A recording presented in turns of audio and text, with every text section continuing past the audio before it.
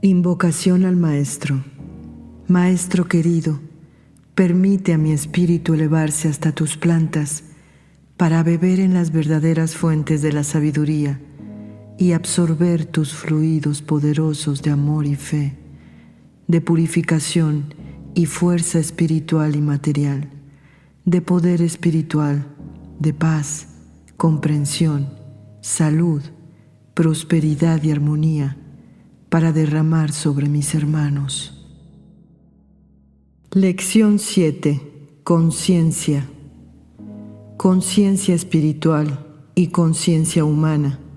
Beneficios del conocimiento espiritual. Todos los espíritus tienen por ley libertad de acción, voluntad y libre albedrío. Y una vez que el espíritu ha alcanzado el punto evolutivo que le capacita para utilizar su libre albedrío, porque ha adquirido la conciencia, nadie puede obligarlo a realizar lo que no desea. Mientras son espíritus de poca evolución, no pueden aún discernir qué es lo que realmente les conviene. Los seres superiores, que desde su nacimiento a la vida les han guiado paso a paso, les sugieren mediante sus vibraciones cuáles son sus necesidades espirituales, ayudándoles a que nazca en ustedes el deseo de encarnaciones que habrán de procurarles determinadas superaciones indispensables para su evolución. En un principio sus encarnaciones les son sugeridas por las mentes amorosas que les guían, pero cuando ya han alcanzado un grado de conciencia suficiente para conocer por ustedes mismos su necesidad espiritual, entonces son ustedes quienes piden las encarnaciones, son ustedes quienes estudian detenidamente el medio en el cual desean actuar, analizándolo y relacionándolo con sus necesidades espirituales.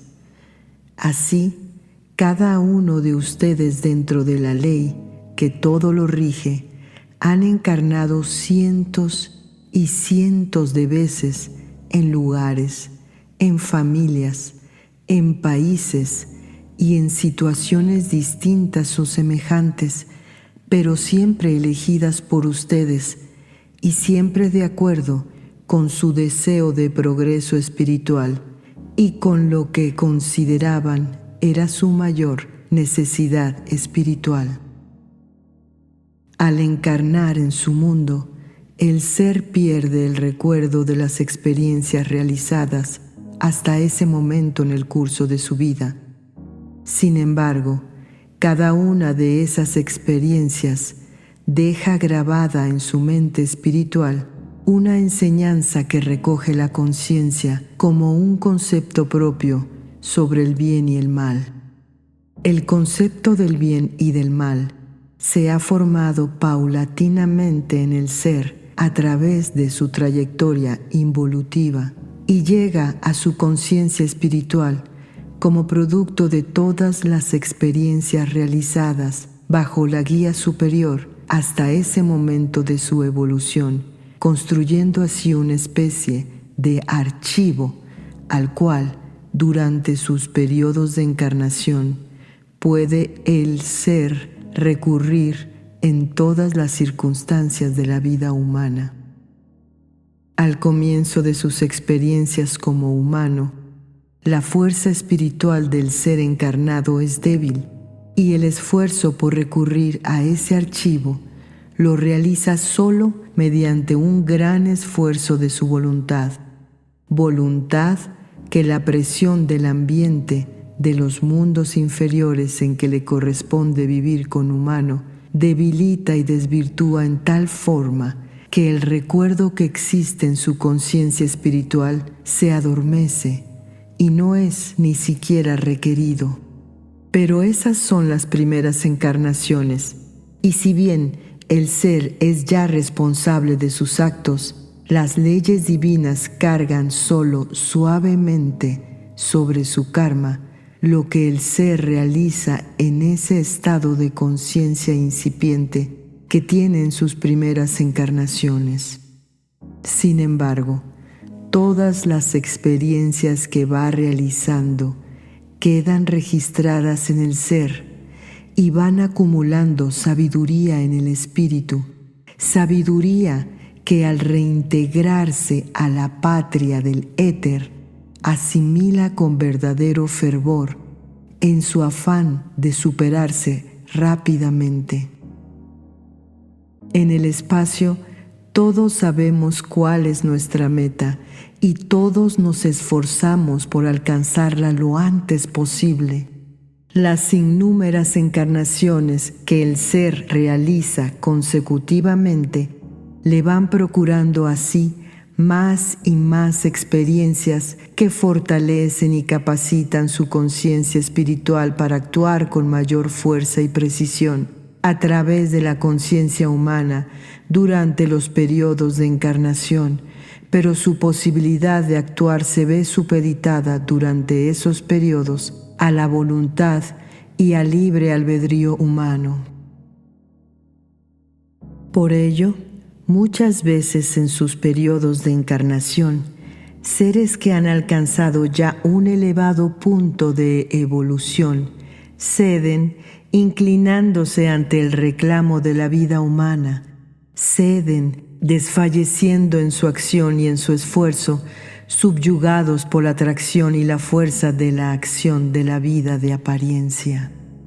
No siempre corresponde a espíritus de evolución encarnados manifestar, a través de su mente humana, la sabiduría adquirida en el curso de los milenios, sabiduría que sirve de sostén y de fuerza al espíritu encarnado, ayudándole a sobreponerse a los reclamos, a los llamados y a la atracción de la vida terrena. El recordar durante el periodo de encarnación lo aprendido a través de los milenios configura en el aspecto espiritual para el ser encarnado una plataforma elevada desde la cual puede fácilmente juzgar en un punto más exacto la realidad de la vida de los hombres. Pero cuando esa plataforma elevada no existe y el ser debe vivir en el mismo plano de la vida humana, el espíritu encarnado no tiene siempre toda la fuerza necesaria para sustraerse completamente a los llamados y a la atracción que significa el vivir entre los hombres como un hombre más, si el recuerdo de sus experiencias pasadas no es activado por el conocimiento verdadero. Es necesario también para los espíritus de evolución recibir el conocimiento en su carácter de humanos, pues aun cuando el conocimiento nada nuevo les enseña en aquello que significa el aspecto moral de la vida, les recuerda su calidad espiritual, les retrotrae a sensaciones pasadas que dejaron en el espíritu huellas indelebles, transformadas en sabiduría de la vida. Por eso es que encuentran ahora en muchos pasajes de las enseñanzas que están recibiendo vibraciones que les estremecen, no como humanos, sino como espíritus. Vibraciones contenidas en palabras que les parece haber ya escuchado en un pasado que no pueden ubicar, sensaciones que despiertan recuerdos imprecisables, pero existentes de algo que fue y que continúa y continuará por siempre en la realidad de su vida. Esos recuerdos constituyen la conciencia moral, base inamovible de quienes viven entre los hombres como uno más, y son, sin embargo, espíritus de evolución, con muchas experiencias asimiladas y muchas superaciones realizadas. De ahí la diferencia en la precisión, en la seguridad y en la firmeza de los conceptos morales entre unos y otros hombres. De ahí la seguridad en la decisión y la facilidad en el discernimiento. De ahí la diferencia en el punto de conciencia espiritual que refleja la conciencia humana de los seres. El humano común, que carece de conocimiento verdadero, supone que, no haciendo mal a nadie, ha cumplido ya con la ley divina y no necesita preocuparse por hacer el bien. No hacer mal no significa hacer bien, y practicar el bien es necesidad ineludible para el progreso del espíritu. La práctica constante del bien ayuda al hombre a mantenerse en vibración positiva. No hacer el mal simplemente es vibrar en egoísmo, es eludir el llamado a la acción que les formula la vida, al evidenciar ante sus ojos las necesidades espirituales y materiales de sus hermanos. Constantemente les llegan llamados positivos y llamados negativos, y ustedes deberán siempre decidir su acción en uno u otro sentido. Cuanto más se escuchen los llamados negativos, más se ensordecen a los llamados positivos, porque la vibración negativa, más en consonancia con la vibración densa que predomina en su mundo, penetra muy fácilmente en su alma humana. El conocimiento espiritual enseña al hombre que el espíritu necesita progresar constantemente y el único camino para lograr su progreso es la acción de bien.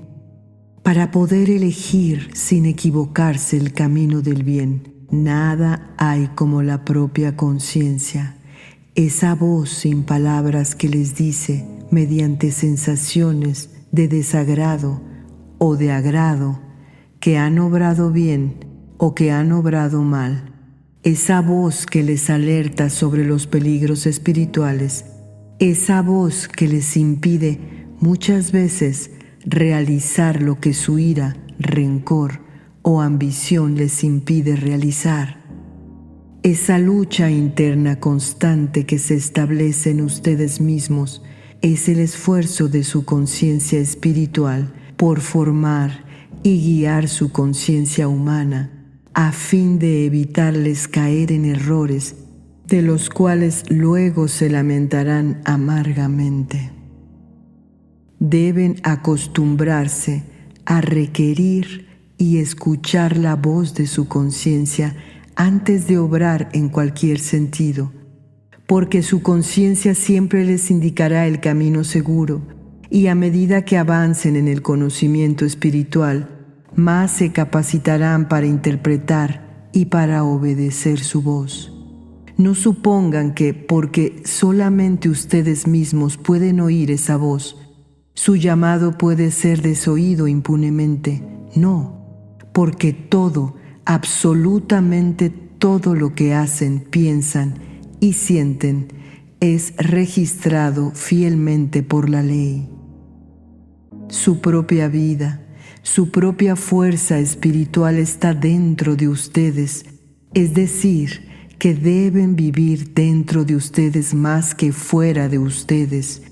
Todo deben consultarlo internamente y deben decidirlo después de esa consulta interna. Nunca obedezcan a impulsos que les lleven a realizaciones negativas. Por el contrario, piensen que ese es un llamado externo y que los llamados externos deben ser analizados y controlados por su conciencia sabia e insobornable. Así evitarán caer en el mal, así se facilitarán el camino y la comprensión del bien, y así obtendrán el progreso espiritual que les permitirá lograr las realizaciones que les esperan. Pero no piensen en realizaciones espirituales verdaderas si no han realizado primero esto: aprender a escuchar, a comprender y a obedecer la voz de su conciencia.